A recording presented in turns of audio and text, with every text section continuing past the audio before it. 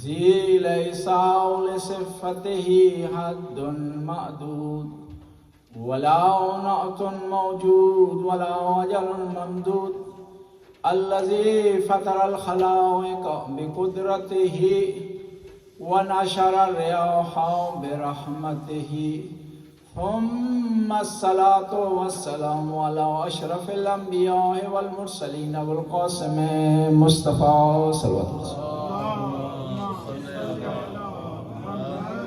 وعلى عترته طيبين الطاهرين المعصومين المظلومين ولعنة الدائم على أعدائهم أجمعين من الآن إلى لقاء يوم الدين. بسم الله الرحمن الرحيم. كل نفس ذائقة الموت. صلوات الله.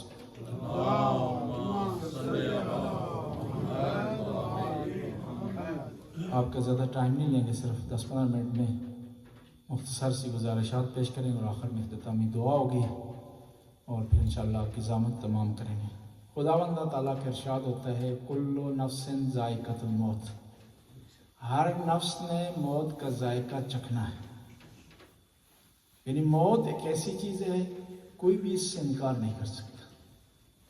غریب ہو، امیر ہو، اچھی رہائش میں رہنے والا ہو، مالی حالات ٹھیک ہوں، مضبوط ہوں، کمزور ہوں، ہر آدمی نے اس دنیا سے جانا ہے. اور اسلامی نظریے کے مطابق موت فنا نہیں ہے، ختم ہونے کا نام نہیں ہے، خاتمے کا نام نہیں ہے، بلکہ منتقل ہونا ہے اس دنیا سے ایک اور دنیا کی طرف. ایک سفر ہے. امام علی علیہ السلام ارشاد فرماتے ہیں قلت الزاد و بعد السفر. سفر لمبا ہے، مشکل ہے، سخت ہے اور اس کا سامان کم ہے. اب بادشاہ صاحب کی فرصت ختم ہو گئی، لیکن آپ کے لیے، میرے لیے فرصت ہے. میرے اور آپ کے لیے ٹائم ہے، میرے اور آپ کے لیے موقع ہے کہ ہم اس سفر کی تیاری کریں. امام زین العابدین علیہ السلام، چوتھے امام، امام حسین کے فرزند جو کربلا میں موجود تھے، جنہوں نے اپنی آنکھوں سے اپنے بابا کو شہید ہوتے ہوئے دیکھا ہے، جنہوں نے اپنی آنکھوں سے خیموں کو آگ لگتے ہوئے دیکھا ہے. ایک دفعہ سامان اٹھا کر جلدی سے جا رہے تھے تو غلام نے سوال کیا کہ اے مولا، اے میرے آقا، آپ کہاں جا رہے ہیں اتنی جلدی میں؟ مجھے دیں، یہ سامان میں اٹھا کر لے جاتا ہوں. کہنے لگے کہ میں نے سفر پر جانا ہے، اس سامان کو محفوظ جگہ پر پہنچا رہا ہوں سفر کے لیے. 2 دن بعد غلام نے دیکھا کہ امام وہیں موجود تھے اپنے شہر مدینہ منورہ. کہا کہ مولا، آپ نے کہا تھا کہ میں سفر پر جا رہا ہوں. کہا میری مراد دنیا سے آخرت کا سفر تھا. کہا وہ سامان کیا تھا؟ کہا میں غریبوں تک پہنچا رہا تھا تاکہ اس سفر میں یہ سامان مجھے کام آئے. رات کی تاریکی میں امام زین العابدین نقاب پہن کر کے غریبوں کے محلے میں جاتے تھے. یہ چیک نہیں کرتے تھے کوئی مسلمان ہے یا غیر مسلمان ہے، یہ چیک نہیں کرتے تھے کہ ان کا موافق ہے یا مخالف ہے، یہ چیک نہیں کرتے تھے وہ کون ہے، کہاں کا رہنے والا ہے، کون سے قبیلے سے. صرف یہ دیکھتے ہیں کہ مستحق ہے، اس تک رزق پہنچاتے تھے، رزق کا وسیلہ بنتے تھے. بس کوشش کریں جو چیز کام آنے والی ہے سفر میں، جو ہماری ضرورتیں سفر میں پورے کرے گی، اس کو مہیا کریں، اس کو تیار کریں. اور پھر جس جگہ آپ کا مال نہ، آپ کے اعمال محفوظ ہوں گے، وہاں سے کوئی چیز ضائع نہیں ہوتی. آپ کسی کے پاس امانت رکھتے ہیں نا، پہلے یہ یقین کرتے ہیں کہ یہ آدمی امانت رکھنے کے قابل ہے یا نہیں، کہ میری چیز کو ضائع تو نہیں کر دے گا. خدا کے یہاں امانتیں ضائع نہیں ہوتی، آپ کے اعمال ضائع نہیں ہوتے. موت یقینی ہے. پیغمبر کے بہترین شاگرد، اعلیٰ شاگرد، عرفہ شاگرد، عظیم مرتبت شاگرد، اللہ کے رسول کے شاگرد امام علی ارشاد فرماتے ہیں کہ موت سے کسی کو چھٹکارا نہیں. اگر چھٹکارا کسی کو ہوتا تو وہ حضرت سلیمان ہوتے، ان کو بھی چھٹکارا نہیں ہوا موت سے. جب چھٹکارا نہیں ہے، یقینی ہے، اس کی تیاری ہونی چاہیے، اس کے لیے سامان تیار ہونا چاہیے، اس کے لیے رات کو جاگیں، اس کے لیے دوسروں کو حقوق کا خیال رکھیں، ایثار کریں. ذرا سا برابر اگر اچھا عمل کریں گے اس کا آپ کو اجر ملے گا. ذرا برابر اگر عمل لو ہوگا، اس میں گناہ کا شیوا پایا جائے گا، اس کا جواب دینا پڑے گا. اما فاطمہ الزہرا پیغمبر کی پیاری بیٹی،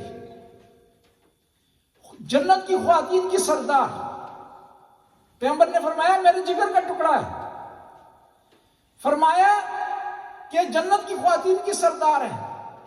لیکن جب دنیا سے جا رہی تھی تو وصیت کی کہ علی مجھے دفنانے کے بعد جلدی قبر سے نہ آ جا، مجھے سہارا دینا. قبر سخت مقام ہے، مشکل مقام ہے،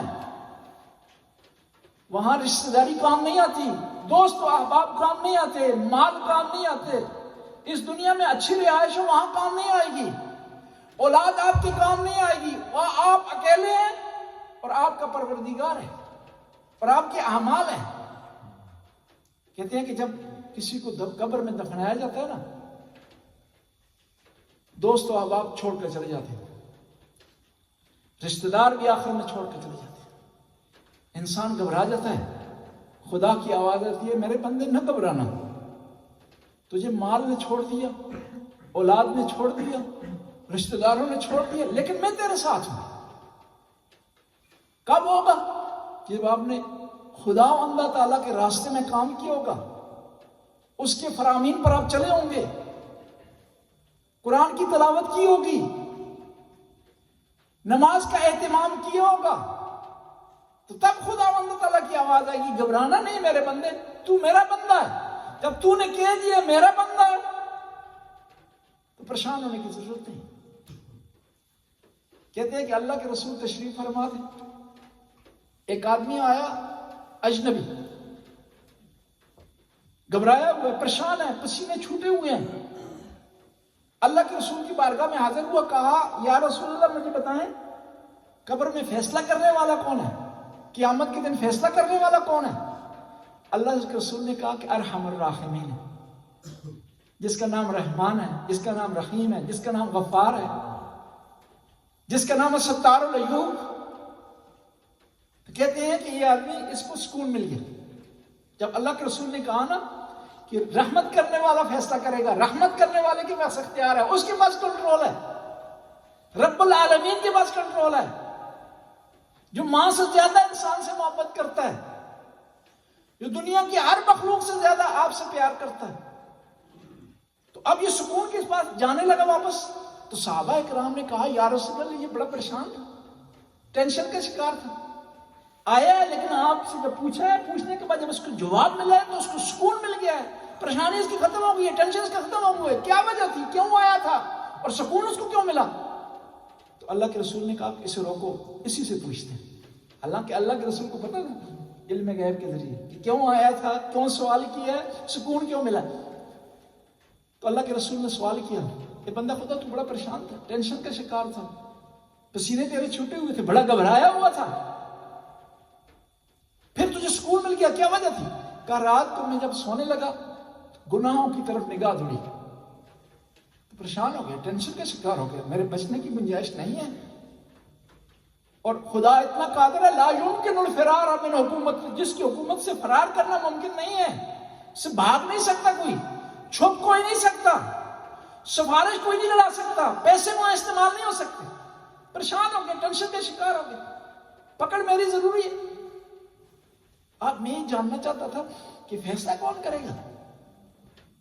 رات ساری سویا نہیں، صبح آپ کی بارگاہ میں حاضر ہوا جب آپ نے کہا نا کہ رحمت والا خدا، رحمت والا رب، معاف کرنے والا رب، تواب رب، توبہ قبول کرنے والا، گناہوں پر پردہ ڈالنے والا رب فیصلہ کرے گا تو میری پریشانی ختم ہو گئی. ٹھیک ہے میرے گناہ زیادہ ہیں، میری غلطیاں زیادہ ہیں، میری معصیت زیادہ ہے، میری نافرمانیاں زیادہ ہیں، لیکن اس کی رحمت سے زیادہ نہیں ہے، اس کے کرم سے زیادہ نہیں ہے. وہ غفار الذنوب ہے، اور وہ اگر مجھے معاف کرتا ہے تو اس کے خزانے میں کمی نہیں آتی. اگر مجھے معاف نہیں کرتا تو میرے بخشے جانے کی گنجائش نہیں ہے. اس کی رحمت کی طرف نگاہ دوڑائیں. لیکن رحمت کو بھی حاصل کرنے کے لیے کوئی بہانہ ہونا چاہیے, کوئی طریقہ کار ہونا چاہیے, صحیح, کوئی پروگرام ہونا چاہیے. بعض لوگوں سے ہم کہتے ہیں نماز پڑھیں, کہتے ہیں نہیں اللہ بخشنے والا ہے. جی نہیں, اللہ بخشنے والا ہے, لیکن اس نے طریقے بھی بتائیں کہ اس بخشش کو حاصل کرنے کا طریقہ کیا ہے, اس طریقے کو اپنانا پڑے گا, اس کی طرف آگے جانا پڑے گا. یہی بات بتانے کے لیے پیغمبر کے پیارے نواسے کربلا میں آ گئے.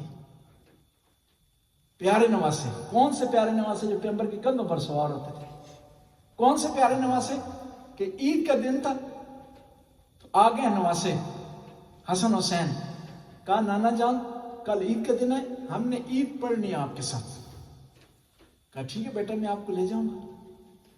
لیکن کہا کہ عرب کے جو بچے جا رہے ہیں ان کے لیے سواریاں ہیں, کسی کے لیے اونٹ ہے, کسی کے پاس خچر ہے, کسی کے پاس گھوڑا ہے, تو ہمارے لیے سواری نہیں ہے نانا جان. اللہ کے رسول نے کہا کہ پریشان نہ ہو گئے نواسو, یہ پیغمبر, یہ محمد تمہارے لیے سواری بنے گا. وہ کربلا میں آ گئے ہمیں درس دینے کے لیے. وہ کربلا میں آ کر قربانی دے رہے ہیں تاکہ ہم تک نماز کو پہنچائیں, ہم تک پہنچائیں کہ مرنے کے بعد حساب و کتاب ہونا ہے, ہم تک پہنچائیں کہ اس حساب و کتاب کے لیے کس طرح میں تیاری کرنی ہے. امام حسین کے بیٹے امام زین العابدین, جن کا نام امام سجاد بھی ہے اور اصل نام ان کا علی ابن الحسین ہے, اپنے دادا کے نام پر. وہ ایک دفعہ مدینے کی گلی سے گزر رہے تھے تو اپنے نانا رسول اللہ کے مدینے میں تشریف فرما تھے, گلی سے گزر رہے تھے, دیکھا ایک آدمی رو رہا ہے, پریشان ہے, ٹینشن کا شکار ہے. کہا کہ اے بندہ خدا کیوں پریشان ہے, کیوں؟ کہا اس ملک میں, اس شہر میں میں اکیلا ہوں, کوئی مجھے پوچھ نہیں رہا, کوئی مجھے راستہ اپنے گھر کی طرف نہیں دے رہا, کوئی مجھے اپنے گھر نہیں بلا رہا, اس لیے پریشان ہوں, رو رہا ہوں. تو امام زین العابدین نے کہا کہ تو اے اللہ کا بندہ, تو اس شہر میں اگر مارا جائے, دنیا سے چلا جائے, تیری وفات ہو جائے, تو کوئی ہے تجھے کفن دے, دفنائے, تجھے غسل دے؟ تو کیا کہا کہ فرزند رسول, ٹھیک ہے میں تنہا ہوں, اجنبی ہوں, کوئی بھی میرا نہیں ہے, لیکن مسلمانوں کے شہر ہے, انہوں نے اپنے رسول سے سنا ہے کہ مسلمان پر یہ فرض کفایہ ہے کہ وہ دوسرے مسلمان کو دفنائے, اس کو غسل دے. تو جب یہ کہا نا تو امام زین العابدین نے کربلا کی طرف رخ کیا, آواز دی, وَأَسَفَ يَا أَبَتَا, اے بابا جان, اے میرے بابا حسین, میں افسوس کرتا ہوں آپ پر. تب کا جسد کا فی ارض کربلا ثلاثت ایام بلا غسل ولا کفن وانت ابن بنت رسول اللہ. بابا آپ پر افسوس, 3 دن آپ کا جنازہ کربلا کی تپتی ریت میں پڑا رہا اور کسی نے دفنایا نہیں, کسی نے غسل نہیں دیا. حالانکہ یہ لوگ اپنے آپ کو مسلمان کہہ رہے تھے, ان کو پتا تھا کہ مسلمان کو دفنانا فرض کفایہ ہے. میں کہوں گا کہ اپنا رسول اللہ اگر اتنی بات ہوتی تو مسلمان نہ روتے, اہل بیت سے محبت کرنے والے نہ روتے. بات اس سے آگے کہتے ہیں کہ جب تمام شہداء کو شہید کر دیا گیا نا, تو شمر ملعون نے, عمر سعد نے حکم دیا کہ لاشوں کو ترتیب سے رکھا جائے, اہل بیت کی لاشوں کو, اہل بیت کے جانشینوں کی لاشوں کو ترتیب سے رکھا جائے اور لاشوں پر گھوڑوں کو دوڑایا جائے. دنیا میں جو بھی ہو, جب مر جائے نا دشمنیاں ختم ہو جاتی ہیں, عداوتیں ختم ہو جاتی ہیں, مخالفتیں ختم ہو جاتی ہیں. لیکن آل بیت اتنے مظلوم تھے, پیغمبر کا گھرانہ, رسول اللہ کا گھرانہ, حبیب اللہ کا گھرانہ اتنا مظلوم تھا کہ شہادت کے بعد بھی لوگوں نے دشمنیاں ختم نہیں کی. اور جب بی بی زینب کو پتہ چلا نا کہ لاشوں کو ترتیب سے رکھا جا رہا ہے تاکہ لاشوں پر گھوڑے دوڑائے جائیں, اماں فضا کو کہا, فضا جان مجھے بتائیں کہ کیا ہو رہا ہے. فضا ہی کہا, لاشوں کو ترتیب سے رکھا جا رہا ہے تاکہ گھوڑے دوڑائے جائیں. لاشوں کو جب ترتیب سے رکھا نا تو ان لاشوں میں ایک حبیب ابن مظاہر کی لاش تھی. ان کے رشتہ دار آگے کہا کہ ہم حبیب ابن مظاہر کی لاش کو پامال نہیں ہونے دیں گے. حبیب کی لاش کو اٹھا لیا گیا. پھر ہور کے رشتہ دار آگے, انہوں نے لاش کو اٹھا لیا. اب بی بی زینب نے, امام حسین کی بہن نے سوال کیا کہ اماں فضا اب کیا ہو رہا ہے؟ کہا ایک ایک لاش اٹھ گئی ہے, صرف آپ کے بھائی حسین کی لاش رہ گئی ہے جو پامال ہونے جا رہی ہے. جب بی بی زینب نے یہ سنا نا تو اپنے نانا کی قبر کا رخ کیا, کہا صلی اللہ علیہ یا ملائکۃ السماء یا رسول اللہ، اے رسول اللہ، اے نانا جان، آپ پر ملائکہ کا درود ہو، ھذا حسین کا بمرمل بالدماء، کہ رسول اللہ میرے نانا سب کے آگے رشتہ دار، ان کی لاشوں کو انہوں نے بچا لیا، لیکن آپ کے حسین کا کوئی نہیں ہے جو لاش کو پامال ہونے سے بچائے۔ اللہم صلی علی محمد و آل محمد۔ خدا اس قلیل سی عبادت کو قبول و منظور فرما، حاضرین کی توفیقات میں اضافہ فرما، جو پریشان عالم کی پریشانی کو آسانی میں تبدیل فرما۔ اس عبادت کا، قرآن کی تلاوت کا، اس مجلس کا، اس نماز کا، خدا اس ریاضت کا ثواب عباس شاہ صاحب کو بچا، ان کی قبر کو منور فرما، ان کی منازل آسان فرما، ان کے عذاب قبر سے محفوظ فرما، فشار قبر سے محفوظ فرما، قبر کی سختی سے محفوظ فرما، عذاب قبر سے انہیں محفوظ فرما۔ خدایا انہیں نبی پاک اور ان کی آل کا دیدار نصیب فرما۔ خدایا تو حاضرین جہاں تشریف فرما، ان کے آنے کو قبول فرما، ان کا اسے اجر عطا فرما، جو پریشان عالم کی پریشانی کو آسانی میں تبدیل فرما، جو حاجت رکھتے ہیں ان کی حاجت روائی فرما، جنہوں نے اس پروگرام کا انتظام کیا خدایا ان کی توفیقات میں اضافہ فرما، انہیں اس کا اجر عطا فرما۔ خدایا ہمیں اپنی قبروں کا سامان تیار کرنے کی توفیق عطا فرما، ہر وہ کام کرنے کی توفیق عطا فرما جو قبر میں آسانیاں لائے، اور ہر اس کام سے پرہیز کرنے کی توفیق عطا فرما جو قبر میں سختی کا باعث بنے۔ ربنا آتنا فی الدنیا حسنہ وفی الآخرۃ حسنہ وقنا عذاب النار۔ اللہم اغفر للمؤمنین والمؤمنات والمسلمین والمسلمات الاحیاء منہم والاموات، اللہم تاب بیننا وبینہم بالخیرات انکا مجیب الدعوات انکا علی کل شیء قدیر۔ الفاتحہ مع الاخلاص والصلوات۔ بسم اللہ الرحمن الرحیم، الحمدللہ رب العالمین، الرحمن الرحیم، مالک یوم الدین، ایاک نعبد و ایاک نستعین، اہدنا الصراط المستقیم، صراط الذین انعمت علیہم غیر المغضوب علیہم ولا الضالین۔ بسم اللہ الرحمن الرحیم، قل هو اللہ احد اللہ الصمد لم یلد ولم یولد ولم یکن له کفوا احد۔ اللہم